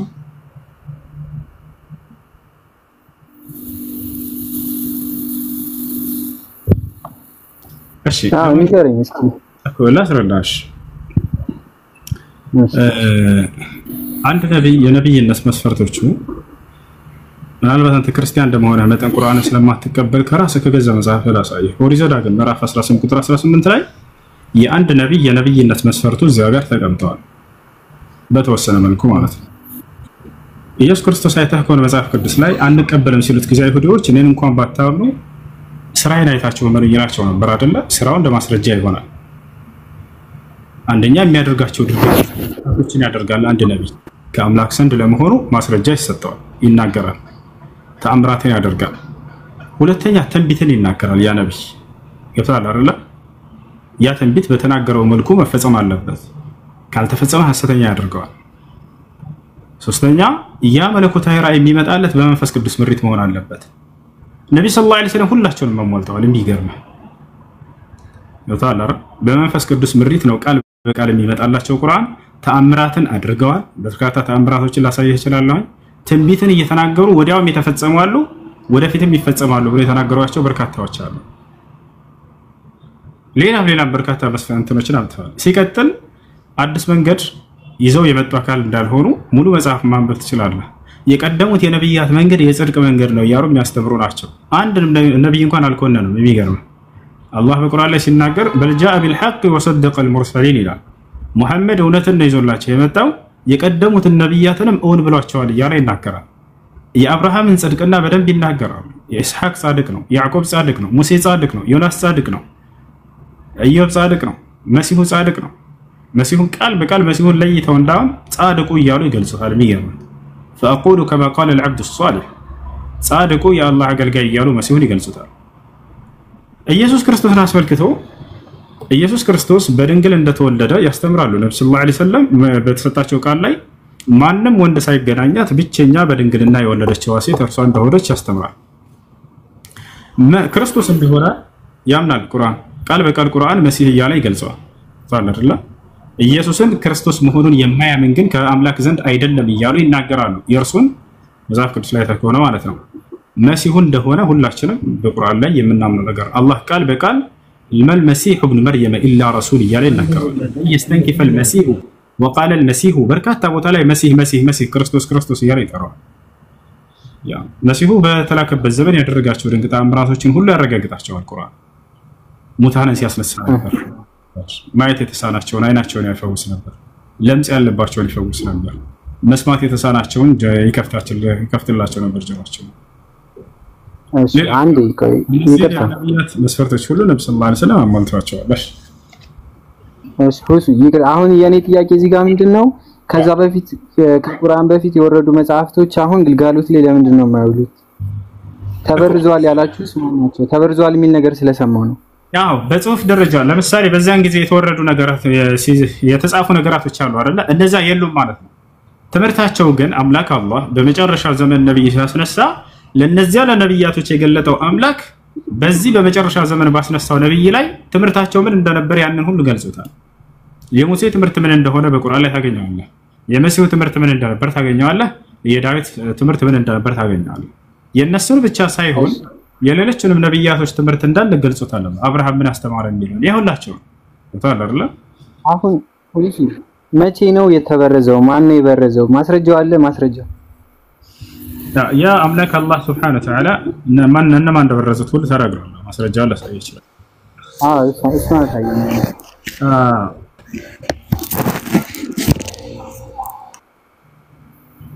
الله سبحانه وتعالى بقرآن لا يناجر وإذ أخذ الله ميثاق الذين أوتوا الكتاب لتبيننه للناس ولا تكتمونه فنبذوه وراء ظهورهم إلى إيمان ناتشي برزو كتبانا يمسعف سويش يارق اللزاتشو اليهود والنصارى أيهودنا كريستيانو ناتشو أيهود ما እሱን ትናገራለህ ምን መጽሐፍ እንደሆነ ከነገጹ አሳየን። አብሽር ላሳይ አብሽር የእርሱን ቃሉን ከበስተጀርባቸው ወረወሩት እያለ ቃል ኪዳን ይዞባቸው ጠብቆ ብሏቸው ከነቢያት በኋላ እነዚህ ሰዎች የነቢያትን ቃል አሽከምትራነታቸው ይደخل الله يثبت الذين اوتوا الكتاب ما تمشوا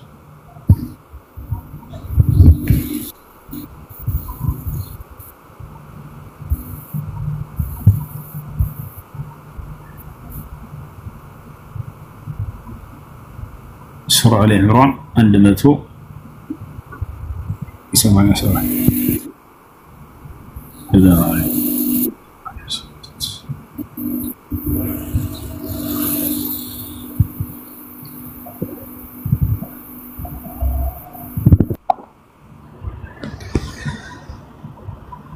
እሺ ደላላች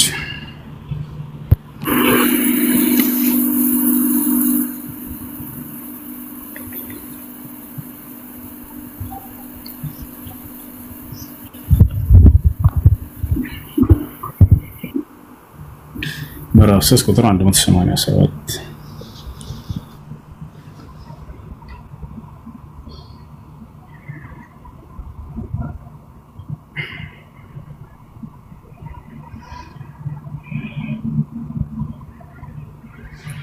እሺ ያ እነዚህ ጋር አላህ Subhanahu Wa Ta'ala ማን እንደበረዘው ቃሉን ይናገራል። አላህ የእነዚያን መጽሐፉን የተሰጡትን አለ አህለል ኪታብ ብሎ ኡቱል ኪታብ ብሎ እዚህ ጋር ገልጿቸዋል። መጽሐፍን የተሰጡትን ቃል ኪዳን ለሰዎች በእርግጥ ታብራሩላቸው አትደብቁትም በማለት ያዘባቸውን አስታውሱ እያለ ይናገራል። በጀርባዎቻቸውም በኋላ ጣሉት፣ በእርሱም ጥቂትን ዋጋ ገዙ፣ የሚገዙትም ነገር ከፋ እያለ ይናገራል። አምላክ አላህ Subhanahu Wa Ta'ala ያን የተሰጡትን ቃል እንዲጠብቁ ዘንድ ለህዝቦቻቸው ዋስትና ይዞባቸው እንደነበር ይናገራል። ያን ግን ምን አደረጉት ይላል? በጀርባዎቻቸው በኋላ ጣሉት እያለ ይናገራል። በሌላ ቦታ ላይ ቃሌን ለወጡት እያለ ይናገራቸዋል። እነዚህን ሰዎች ቀጣይ ላሳየህ አንዴ ሱራ አልማኢዳ ላይ ቃሌንም يحرفون الكلمة ቃሌንም ለወጡት ወይንም በረዙት እያለ ይናገራል።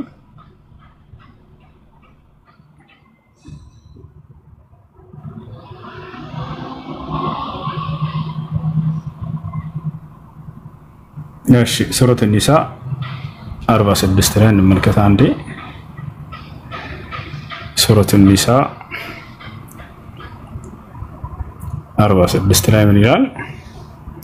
ከእነዚያ አይሁዳውያን አለ ከሆኑት ሰዎች ንግግሮችን ከስፍራዎቹ የሚያጣምሙ አሉ እያለ ይናገራል። ንግግሮች የሚለው የራሱ የአምላክን ንግግር ከማን ከአይሁዳዎች የሆኑ ንግግርን ከቦታ የሚያጣምሙ አሉ እያለ ይናገራል። እዚህ ጋር የአረበኛው ቃል ላይ ይሐርፉነ ይላል። ተሕሪፍ ማለት ማጣመም መበረስ ማለት ነው። ያንን እውነታን መቀየር። ሌላ ቦታ አይሁዶች ክርስቲያኖችም እያለ በሁለት ቦታ የጠቀሰባቸውን ደግሞ ላሳየ። እሺ ሱረቱ ማኢዳ 13 ላይ አንዴ ሱረቱ ማኢዳ 13 ላይ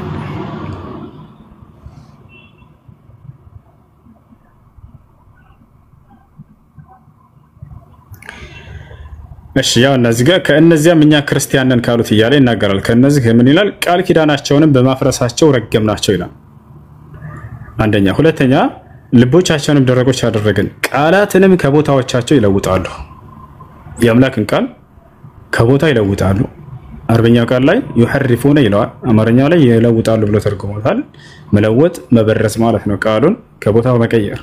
እንዳጠቃላይ እነዚህ ሰዎች የአምላክን ቃል ሲቀይሩና ሲበርዙ እንደነበር እዚህ ጋር ይናገራል። በሌላም ቦታ በርካታ ቦታዎች ላይ አለ ይሄንን ቃሉን ሲበርዙና ሲለውጡ እንደነበር። ይሄን ነገር አምላክ አላህ Subhanahu Wa Ta'ala ግን ያንን ትምህርታቸውን የነብያትን ትምህርት በዚህ በነብዩ ሰለላሁ ዐለይሂ ወሰለም ባወረደላቸው ቃል ላይ ለነ ሙሴ የገለጠውን ቃል፣ ለነ መሲሁ የገለጠውን ቃል፣ ለነ ዳዊት የገለጠውን ቃል ሁሉ በአንድ ስብስብ አድርጎ በቁርአን ላይ ገልጸውልናል። አሁን ላይ ያ የሙሴ አስተምህሮ ነበር ብትባል እንድታውቅ ያክል ድረስ አድርጎ አላህ ገልጦልሃል ማለት ነው በቁርአን ላይ። እሺ የአንድ ማስረጃ ነበረኝ። እስኪ እሱ ነውና ምን እንደሆነ እስኪ በደንብ ታስረዳኛለህ? እሺ የት ጋር እንትን ምን ላይ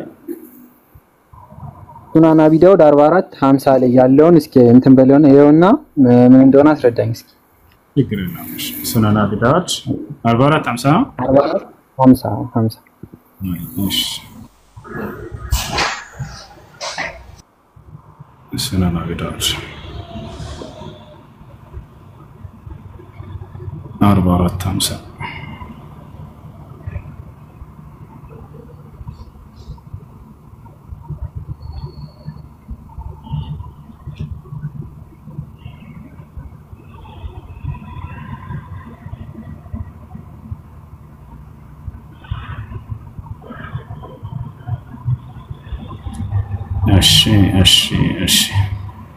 እሺ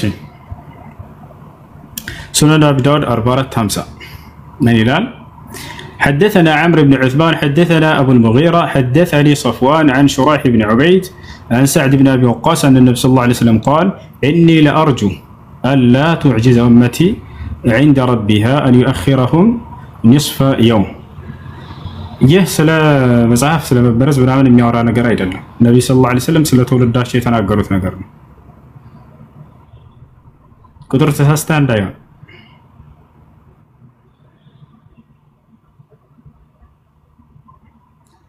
ጆ አለ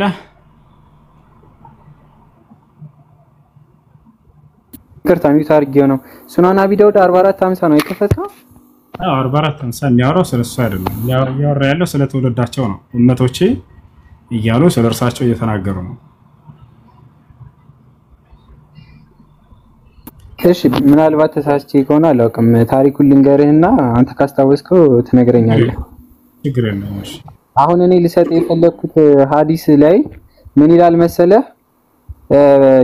ጁዊሾች እንደዚህ ዝሙት የሰሩ ሰዎችን አገኙና ነብዩ ጋር መጡና ፍረዱባቸው ምናምን ነገር ሲሏቸው ነብዩ ደግሞ ወደ እነሱ ጋር ሄዱና ወደ እነሱ ጋር ከሄዱ በኋላ ከቁርአን በፊት የወረደውን መጽሐፍ አምጡት አሉና ለሙሴ በወረደው መጽሐፍና ባወረደው አምናለሁ አሉ።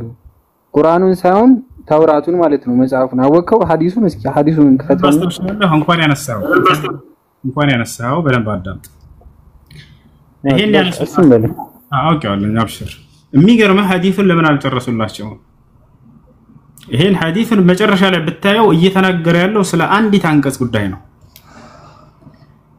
በነቢያችን ሰለላሁ ዐለይሂ ወሰለም ዘመን አይሁዲዎች ጥያቄ ሊጠይቋቸው መጡ። መጠየቅ ፈልገው ሳይሆን መፈተን ፈልገው ነው። የሚገርምህ ማለት ነው። ምናልባት የሚገርምህ ያልኩት መጽሐፍ ቅዱስ ላይ አንብበህ ከሆነ መሲሁንም ሊፈትኑት መጥተው ነበር አይሁዲዎች። በመካከላችን ዝሙት የሰራች ሴት አለች ምን ትላለህ ብለው ሊጠይቁት መጥተው ነበር። ነብዩ ሰለላሁ ዐለይሂ ወሰለም ቃል በቃል ኢየሱስን የጠየቁትን ጥያቄ መጥተው ጠይቋቸው አይሁዲዎች እንደለመዱት እዚያው ላይ መጡና ተሰባስበው ዝሙት የሰራችን ሴት ምንድነው አድርግ የምትለው በአንተ እስኪ ንገረና አሏቸው። ህጋቸው እንደሌላ አድርገው እነዚህ ሰዎች ሊፈታተኗቸው መጥተው ነው። ከዚያ በኋላ መጡና ምን እናድርግ ብለው ሲጠይቋቸው አላህ ወዲያ የቁርአን አንቀጽ አወረደ። በመጽሐፋቸው ይፍረዱ ምናምን አይነት ነገር የሚለው ማለት ነው። በውስጡ ላይ አለና የኔ ህግ እያለ ያቺ አላህ Subhanahu Wa Ta'ala የተናገራት ህግ አለች። ምን የምትለው ዝሙት የሰራ ሰው ተወግሮ ይገደል የሚለው ህግ እንደሌላ አድርገው ነው እነዚህ ሰዎች። ነብዩ ሰለላሁ ዐለይሂ ወሰለም ይሄን ነገር አላህ ስለነገራቸው ምን አደረጉ? አምጡ መጽሐፋችሁን አሏቸው። አመጡ ይዘውት መጽሐፉን ይሄን ባወረደ በአምላኬ በአላህ ስም አምናለሁ ብለው ተናገሩ እና በዚያ መጽሐፉ ውስጥ ያለውን አንዱን አንቀጽ አስመልክቶ እርሱን ይሄ አምላኬ ያወረደው ብለው እየተናገሩ ያሉት በውስጡ የሚገኘውን ስለ ውግራት የሚናገረውን ህግ አስመልክቶ ብቻና ብቻ ነው። ሐዲሱን ሙሉ ቢጨርሱልህ ኑሮ እታች ጋር ተናግሯል። የሚገርመው ይሄን አንስተው ሰዎች ክርስቲያን ልጆች ሌሎችን እናሳምናለን ብለው የሆነ ቪዲዮ ላይ ተለቆ አይቻለሁ። እንዴት እንደሚሸውዳቸው እና እንደሚጫወቱባቸው ቢያንስ እሺ ለሚከታተላቸው ለማሳመን የሚፈልጉት የራሳቸውን ወገን እንዴት ነው የሚሸውዱት? ሄዶ ቁጥሩን ይዞ እንደማያይም ያውቃሉ መሰለኝ ተወለዳቸው። የሚገርመው ወላሂ ታች ጋር መጨረሻው ጋር አለ። ከዚያም በኋላ ስለ ውግራት የሚናገረውን አንቀጽ ብቻ እንደሆነ እዚያው ጋር ተቀምጧል። ገብቷል አይደል? ስለዚህ ነብዩ ሰለላሁ ዐለይሂ ወሰለም እዚያ ጋር መጽሐፉን ሙሉ አስመልክተው ሳይሆን እየተናገሩ ያሉት ስለ ውግራት የሚናገረውን ህግ ነው። ዝሙት የሰራ ባለትዳር ከሆነ ሰውየው የዛኔ ተወግሮ ይገደል የሚለው ህግ ያምላክ የአላህ ህግ ነው ወይ? አዎ የአላህ ህግ ነው።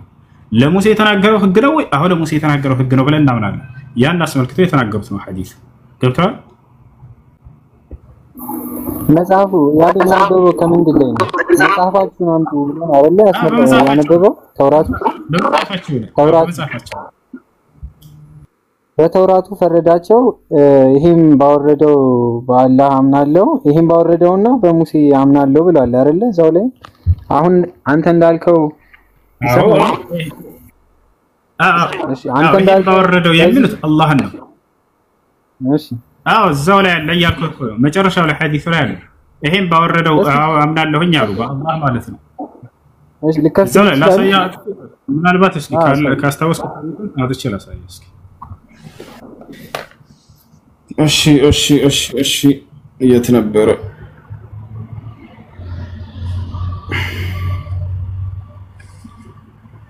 ኪታቡል ሁዱድ ላይ እናገኛለን። እስኪ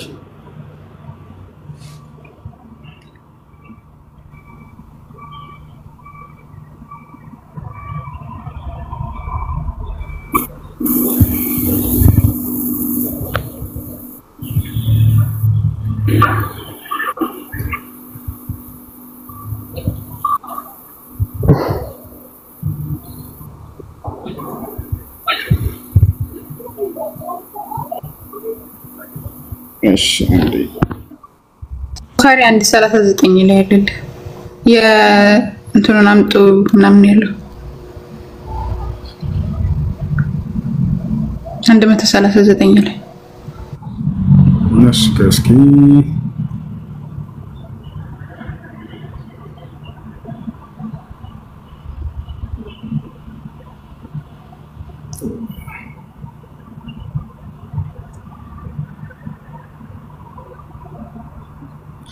ቡኻሪ 139 ስለ ኡዱ ነው የሚናገረው። ዛን ሶርል አንድ ላጠለት استشهد حديثا ቁጥሩን እንትን ባለው ተጠላለው እሺ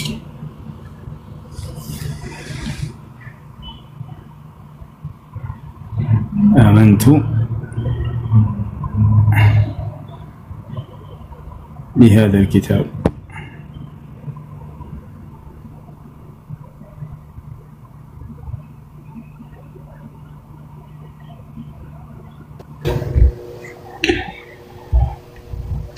አመንቱ ቢኪ ወቢመን አንዘለኪ ነው የሚለው።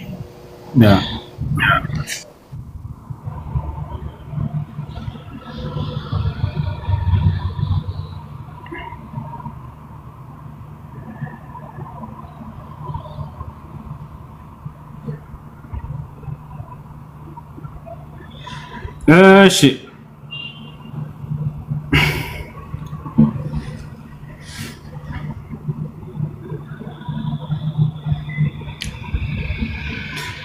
أتى نفر من يهود فدعوا رسول الله صلى الله عليه وسلم إلى القف فأتاهم في بيت المدارس فقالوا يا أبا القاسم إن رجلا منا زنى بامرأة فاحكم بينهم. فوضعوا لرسول الله صلى الله عليه وسلم وسادة فجلس عليها ثم قال ائتوني بالتوراة فأتي بها فنزع الوسادة من تحته فوضع التوراة عليها ثم قال آمنت بك وبمن أنزلك ثم قال ائتوني بأعلمكم فأتي بفتى شاب ثم ذكر قصة الرجل. يهنا حديث لا እሺ ላሳይህ አንድ ጊዜ እዚህ ቦታ ላይ እየተናገረ ያለው ስለ አንድ ጉዳይ ነው። ስለ ረጅም ወይንም ደግሞ ስለ ውግራት የሚል ነው። እዚህ ጋር አሳያለሁ ይተረጉምልሃለሁ። ይታያል። ከአይሁድ የሆኑ ጎሳዎች መጡ ወደ ነብዩ ሰለላሁ ዐለይሂ ወሰለም ጋር فدعوا رسول الله صلى الله عليه وسلم ነብዩ ሰለላሁ ዐለይሂ ወሰለም ጠሯቸው። فأتاهم في بيت المدارس እንግዲህ የሚማማሩበት ትምህርት ቤት አለ። እዚያ ቦታ ላይ መጡላቸው ሄዱላቸው። فقالوا يا أبا القاسم አንተ የቃሲም አባት ሆይ إن رجلا منا زنى بامرأة አንድ ሰው ከእኛ መካከል በአንዲት ሴት ላይ ዝሙትን አደረገ አሉ። ልክ ዮሐንስ ወንጌል ምዕራፍ 8 ቁጥር 1 ላይ ታች ከሆነ አይሁዶች መጥተው ኢየሱስን እንደጠየቁት መጥተው ምን አሉ? ከእኛ መካከል አንድ ሰው ዝሙትን አደረገ فاحكم بينهم በመካከላቸው ፍረድልን አሉት። فوضعوا لرسول الله صلى الله عليه وسلم وسادة فجلس عليه ለነብዩ ሰለላሁ ዐለይሂ ወሰለም ትራስ አመጡላቸውና እዚያ ላይ ነብዩ ሰለላሁ ዐለይሂ ወሰለም ተደገፉ ይላል። ثم قال ائتوني بالتوراة فأتي بها فنزع الوسادة من تحته فوضع كذا رسول النبي صلى الله عليه وسلم توراة አምጡልኝ አሉ። ከዚያ ነብያችን ሰለላሁ ዐለይሂ ወሰለም ያንን ትራስ ከስራቸው አነሱና መዘዝ አደረጉትና ተደግፈውበት የነበረውን ተውራትን እዚያ ላይ አስቀመጡት ይላል። فأتى بها فنزع الوسادة من تحته فوضع التوراة عليها توراة በርሷ ላይ አስቀመጡ። ثم قال ከዚያም አሉ آمنت بك وبمن أنزلك إنه بأنش أمنكن أنشنا بوردش أمنكن يا الله. ثم قال كزيام مالو ائتوني بأعلمكم فأتى يعني بفتى شاب ثم ذكر قصة الرجل. هنا الزقانو كتاش يا عبد الله بن السلام ماتتو عندما سكر باتيس كفر جوك بخاري خزال كتاش حديث عندك زي مريات ايش الزقار من السلام عندنا ويا الرأي نبر يالكوه ስለ ውግራት ነበር። ገብቷል አይደል? ቀጥታ ምን ይላል? ثم ذكر قصة الرجم ይላል። የውግራቱን ታሪክ ከዚያም በኋላ ወሳ ይላል። ይሄን አስመልክቶ ነው እየተናገሩ ያሉት። አሁን ቀጥታ ይሄን ወደ አማርኛ አልቀየረልህ። እዚህ ቦታ ላይ ስለምን እንደሆነ ያራ ያለው ወደ አማርኛ ተርጉመልህ ይታያል አይደል? ወንዴ ስለ አንድ ጉዳይ ነው ነብዩ ሰለላሁ ዐለይሂ ወሰለም ያንን አስመልክቶ እየተናገሩ ያሉት። ይሄን ሰደውና ተርጉመልህ ወደ አማርኛ አልቀየረልህ።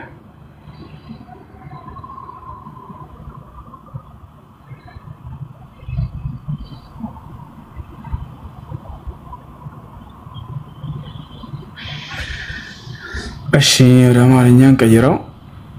እሱን ቃል እናስቀምጠውና አምሃሪክ ከዚያም በድንጋይ የተወገሩበትን ታሪክ ጠቅሷል ይላል። ታዲያ እያወራ ያለው ስለዚህ ነው።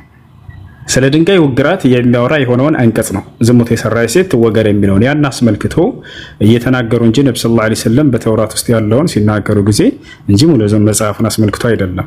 ነገር ግን ይሄን መጨረሻ ላይ አያነቡላቸው። ምንድነው ያላችሁ? ለእናንተ ተውራትን አምጥቶ በዚህ አምኛለሁኝ ብለው ዘጉላችሁ። እስኪ ቁጥሩን ቢያንስ ተቀበሏቸውና ሙሉ ምን ይላል የሚለውን ከታች ምንን አስመልክቶ ነው እየተናገሩ ያሉት ነብዩ ሰለላሁ ዐለይሂ ወሰለም የሚለውን ብታዩ መልሱን ታገኙ ነበር። ቂሰቱ الرجم ነው ታላላል። ይሄ ነው። ሲቀጥል ይሄኛው ዘገባ ራሱ ችግር እንዳለበት ዑለሞች ተናግረዋል። ضعيف እንደሆነ ተናግረዋል። ሶሒሁ የት ነው ከተባለ ላሳይህ አንዴ ወረድ ብዬ ያሳይ። ትክክለኛው ዘገባ ያለ የት ነው? እንደው ያንኳ ትክክል ነው በሚለው ብንሄድ የሚናገረው ስለ ውግራት ያለችውን አንቀጽ አስመልክቶ ብቻ ነው። ሶሒሁ የት ነው ከተባለ ይሄ ዘገባ ያውና እዚህ ጋር ነው። እዚህ ጋር ደግሞ ያለው ላይ ተውራትን አምጥተው በዚህ አምኛለሁ ምናምን የሚል በፍጹም የለም። ይሄ ይገኛል ከተባለ ቡኻሪና ሙስሊም ላይ ታገኘዋለህ። ይሄ ነው ትክክለኛው ዘገባ በዚህ ጉዳይ ላይ የተከሰተው። ይሄ ልተርጉምላችሁ። አነ اليهود አይሁዳውያን ጃኡ ኢለ ነብይ ሰለላሁ ዐለይሂ ወሰለም ወደ ነብይ ሰለላሁ ዐለይሂ ወሰለም ጋር መጡ። ቢረጁል ሚንሁም ወምራአቲን ቀድ ዘነያ ከእነርሱ ከሆኑ አንድ ወንድና አንዲት ሴት ዝሙትን የሰሩ አካሎች ይዘዋቸው መጡ። ወደ ማን ይዘዋቸው መጡ? ወደ ነብይ ሙሐመድ ሰለላሁ ዐለይሂ ወሰለም ዘንድ። فقال لهم ለእነርሱ አላቸው كيف تفعلون بمن زنى منكم ነብይ ሙሐመድ ሰለላሁ ዐለይሂ ወሰለም ጋር መጥተው እነዚህ ሰዎች ምን አሉ? ሙሐመድ ሆይ ከእናንተ መካከል ዝሙት የሰራ ሰው ላይ ምንድነው የምትፈርዱባቸው? ምንድነው የምታደርጓቸው አላቸው። قالوا ከዛ فقال النبي صلى الله عليه وسلم ጋር መጥተው ሲጠይቁ ነብይ ሰለላሁ ዐለይሂ ወሰለም መልሰው ምንድነው እናንተ የምታደርጓቸው አላቸው። ከዛ ምን አሉ እነዚህ ሰዎች نحممهما ونضربهم በቃ እናስራቸውና እንመታቸዋለን እንጂ ሌላ እናደርጋቸውም አሉ። فقال لا تجدون في التوراة الرجم النبي صلى الله عليه وسلم بتوراتاችሁ ላይ ውግራትን አታገኙም ምን አላቸው። فقالوا لا نجد فيها شيئا በርሷ ውስጥ ምንም አይነት ውግራትን አናገኝም አሉ። ካዱ فقال لهم عبد الله بن سلام የነብዩ ሰለላሁ ዐለይሂ ወሰለም ሱሐባ ይህ አይሁድ የነበረ እስልምናን የተቀበለ ሊቅ ነው። ይሄ አብዱላህ ኢብኑ ሰላም ይባላል። የአይሁዳውያን ሊቅ ነበር። መዲና ላይ እስልምናን ተቀብሎ ነው ነብዩ ሰለላሁ ዐለይሂ ወሰለም በመጡ ጊዜ ለእኛ ቃል የተገባው ነብይ በእነ ሙሴ አንደበት አንተ ነህ ብሎ ያመነ አይሁድ ነው። እርሱ ምን አላቸው ለነዚህ አይሁዳውያን? ከዘብቱም ዋሻችሁ አላቸው። ዋሽታችኋል ይገኛል በመጽሐፉ ላይ አላቸው። ፈእቱ ቢተውራት ፈትሉሃ ኢን ኩንቱም ሷዲቂን አላቸው። እውነተኞች እንደሆናችሁ ሂዱና ኦሪትን አምጡና በፊት ያንብቡት አላቸው። ይሄ ሰውዬ فوضع مدراسها الذي يدرسها منهم كفه على آية الرجم لك አስመጥተው ይሄን ሰው ማንበብ ጀመረ። እያነበበ ያለ ስለ ውግራት የሚናገረው አንቀጽ ላይ ሲደርስ ይሄ አንባቢው ምን አደረገ? ጣቱን አስቀመጠበትና ሸፈነው፣ አለፈው፣ ዘለለው። فطفق يقرأ ما دون يده وما وراءها ከእጁ ፊትና ኋላ ያለውን ያነብ ጀመረ። ይሄ ሰውዬ ጣቱን በጣቱ ደብቋት። ولا يقرأ آية الرجم የውግራቷን አንቀጽ አያነባትም። فنزع يده عن آية الرجم فقال ما هذه ከዚያ በኋላ አብዱላህ ኢብኑ ሰላም በልጣትህን አንሳት አለውና አስነሳው። ካስነሳው በኋላ ይህ ምን ይላል አለው። فلما رأوا ذلك قالوا هي آية الرجم ይህም ባዩ ጊዜ ሁላቸውም ይህማ ስለ ውግራት የሚናገረው አንቀጽ ነው ብለው መሰከሩ። فأمر بهما فرجما قريبا من حيث موضع الجنائز عند المسجد فرأيت صاحبهما يحني عليها يعني يقيها من الحجارة እና ይህ ነው የሆነው ነገር። ስለዚህ ኦሪትን አምጡ ብለው አስነበቧቸው የሚለው ነው እንጂ ትክክለኛ ዘገባ ይሄኛው ማሉ የሚለው ትክክለኛ ዘገባ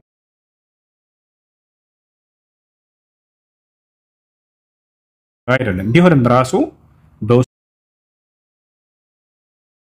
በሚገኘው በአንድ ህግ አስመልክቶ ነው እያለው ያውና እዚህ ጋር ነው حديث آمنت بك وبمن أنزلك بأنشنا أنشن باوردش آمن يالله يمينه حديث هو حديث ضعيف جدا بتام دكام حديثنا وبعض أهل العلم اعتبره موضوعا عندن داوم يوقت بالبيتوش يه حسيتني يشاس كم بتوتي هنا حديثنا وبلو تناقروا له لا الأصل أن ما يؤخذ من الحديث لا بد أن يكون صحيحا أو حسنا وليس ضعيفا أو موضوعا لذلك لا يعتمد عليه في الأحكام الشرعية إيه يا أسلام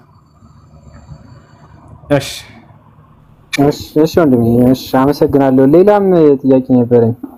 እሺ ይቻላል። አዛን ልል ስለሆነ መስላት እየደረሰ ነው። ዛህራ ልሽ አይደለ? ሰላም አለይኩም ወራህመቱላሂ ወላሂ ያ አላህ ዛህራ ልሽ ማለት ነው። እሺ ዛህራ ትቀጥላችኋለች፣ ትመለስላችኋለች። ወራሽር ነው።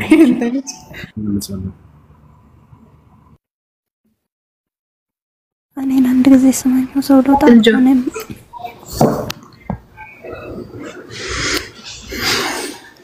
ጆ ወይ ለታከም ወይ ምን ማለት ነው? ቀጥል። እሺ ምን መሰለሽ ዛሬ ነው ጥያቄ ይሄ ከአዳምና ከሔዋን ከገነት መባረር ጋር በተያያዘ ነበር ጥያቄ። እሺ እና ዛኛው አሁን የነገርኩልሽ ክፍል ጋር ቀድሞ የተፈጠሩት መላእክት ናቸው አይደል? ከሰው ልጆች ከዛ መላእክትን ፈጥሮ ከጨረሰ በኋላ የሰው ልጅን ደግሞ ሊፈጥር ሲያስብ መላእክቶች ለምንድን ነው የሰው ልጅን የምትፈጥረው? የሰው ልጅ እኮ ደምን የሚያፈስ ነው ብለውታል አይደል? ለአላህ እንዴት ሊያውቁ ቻሉ? ማለት ወደፊት የሚመጣውን ነገር የሚያውቀው አላህ ነው። ስለዚህ መላእክቶች እንዴት ሊያውቁ ቻሉ ነው ጥያቄ። እዛ የቁርአን አንቀጽ መልሶ አለ። በነገራችን ላይ አላህ Subhanahu Wa Ta'ala ሰላም ይነግራቸው ነው። ከአንድ ጊዜ ላውጣልህና አንብብልህ። ቁጥር 30 من إلى مثلا وإذ قال ربك للملائكة إني جاعل في الأرض خليفة قالوا تجعل فيها من يفسدك محمد هو جيتهم لملائكت إني لبامر الله متكن أدراجي نيبالي جزي هنا ونستوس نرسم إنيا كما مسجنجاني من نترى لأنت من نود سنهن برسوست يميتفانا دموتشين يميفست أدرج لهنا قالوا الله سبحانه وتعالى من هذا شو إني ما توقتن نجر أو كله هذا شو ስለዚህ እነሱ አያውቁም። ታዲያ እንዴት አወቁ ሲባል ይሄን ነገር ደም እንደሚያፈሱና እንትን እንደሚሉ በምን አወቀ ሲባል በምን አወቁ ሲባል እዛው የቁርአን አንቀጽ ላይ ከቁጥር 32 ላይ አደም ስሞችን ሁላቸውንም አስተማረው። ከዛ በኋላ ለመላእክት ጣሪዎች ከሆናችሁ ቀራቢዎች ነበራችሁ ሲላቸው እውነተኞች እንደሆናችሁ የነዚህን ስሞች ንገሩኝ አላቸው። ከዛ ነገራቸው። ከዛ በኋላ ጥራት ይገባህ ካስተማርከን ነገር በስተቀር ለኛ እውቀት የለንም። ቃሉ ሱብሃንክ አንተ ጥራት ይገባህ ላ ዒልመ ለና ኢላ ማ ዐለምተና አንተ ካላሳወቅከን እውቀት ውጪ ምንም የምናውቀው ነገር የለም ማለት ኢነከ አንተ እኮ ዓሊሙል ሐኪም አንተ አሸናፊና ጥበበኛ ነህ አሉ። ስለዚህ አንተኖች መላእክቶች የሚያውቁት ምንድነው ከተባለ አላህ Subhanahu Wa Ta'ala ያሳወቃቸውን ብቻ ነው። ስለዚህ አላህ ያሳወቃቸው ነው እንደዚህ የተናገሩት እንጂ እነሱ ስለሚያውቁ አይደለም ማለት ነው። እና አላህ Subhanahu Wa Ta'ala እናንተ አታውቁም ብሏቸዋል። እንደገና ደግሞ ቀጣይ አንቀጽ 32ኛው አንቀጽ ስትመለከተው አላህ Subhanahu Wa Ta'ala አንተን ካሳወቀን ውጪ እኛ ምንም የምናውቀው ነገር የለም ብለዋል ማለት ነው። ስለዚህ አላህ ያሳወቃቸው ነው መልሱ። እሺ አይ ዛራ አንድ የኔ ጥያቄ ምን መሰለሽ አሁን እንጂ ያነበብሽልኝ እኔ የሚጃምብ ቢሆን ነበር ከብለ የሚለው እኔ እንደተረዳሁት ከሆነ ልንገርሽና ታርሚኛለሽ ስተትም ከሆነ በመጀመሪያ መላእክትን ፈጠረ። ከዛ የሰው ልጆችን ለመፍጠር ሲያስብ ለምን የሚያፈስን የሰው ልጅ ትፈጥራለህ ለማወደሱም ለምስጋናውም ለአምልኮቱም እኛም በቃለን የሰው ልጅ ጥሩ አይደለም አትፍጠር አሉ። እንደዛ በሚሉት ጊዜ አላህ ለመላእክቶች ምን አላቸው? አይ እናንተ ማታውቁትን እኔ ያውቃለሁ አላቸውና ፈጠረ አዳም አይደለ? ከዛ አዳምን ከፈጠረ በኋላ መላእክቶች ምን ብለውት ነበረ? አትፍጠር ብለውት ነበረ። ስለዚህ አሁን እዛ አልነገራቸውም ገና አልተፈጠሩም ነበር። የሰው ልጅ አዳም ሆነ ሔዋን አልተፈጠሩም ነበር። ለመላእክትም ልፈጠር ነው ብሎ የነገራቸው ቦታ ተጽፏል። ምን አላቸው? ከዛ መጨረሻ ላይ ምንድነው ያላቸው? እኔ የማታውቁት እሺ ይቅርታ ለመላእክቶች የሰው ልጅ ልፈጠር ነው ብሎ ነግራቸው ነበረ? አዎ ነግራቸዋል። እስኪ እሱ ካለሽ እሱን አሳይ።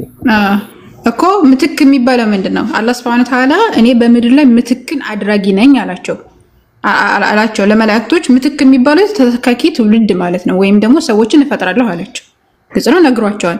ሲነግራቸው በዚያን ጊዜ ምን አሉ? እኛ ከማመስገን ጋር የምናጠራ ስንሆን ለምንድነው ደም አፍሳሽ የሆነ ነገር የምታመጣው ብሎ ይጠይቃሉ አላህን። አላህ ደግሞ እኔ የማውቀውን እናንተ አታውቁም አላቸው። ገብቷል? የማታውቁትን ነገር እኔ አውቃለሁ አላቸው።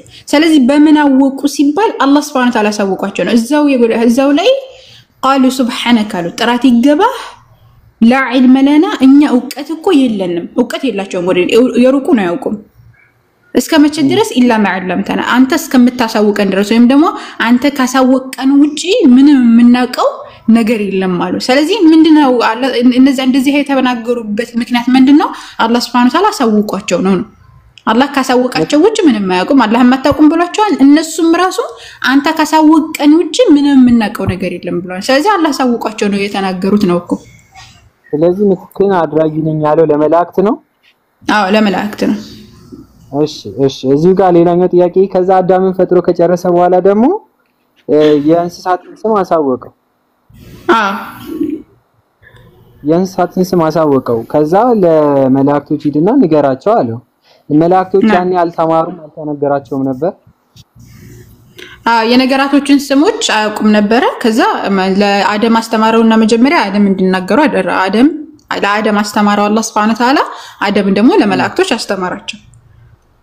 ከዛ በኋላ ይልሽ እዚህ ጋር ነው። ከዛ በኋላ ለአዳም ካስተማረው በኋላ ሂድና ለመላእክቶች መላእክቶችን ጥሩልኝ አላቸው። መላእክቶችን ጥሩልኝ ሲሏቸው አረኛ ካስተማርከን ውጭ አናውቅም አሉት። አስተማርከን ውጭ አናውቅም ሲሉት አዳምን አንገራቸው አለው።